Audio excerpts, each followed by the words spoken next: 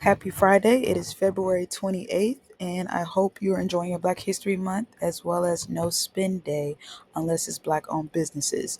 We're looking at this green candle right here and looking at how it hit this buyer zone here, and the indicated by the blue lines, a zone created back in January, and then went through this gap, which was invalidated by yesterday's candle. We can actually delete these lines.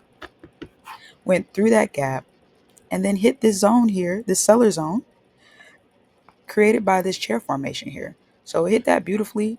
Is literally is today respected both zones, and also today's price went up because we had a great or a good Core PCE Price Index report.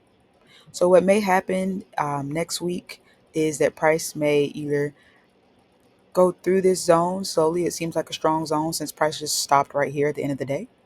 Um, and then if it's such a strong zone, it may push price right back down. So we'll keep looking at this. There's also a manufacturing report coming out on Monday that we want to keep an eye out on. So continue to subscribe for more daily updates, and I'll catch you on Monday. Thank you for watching.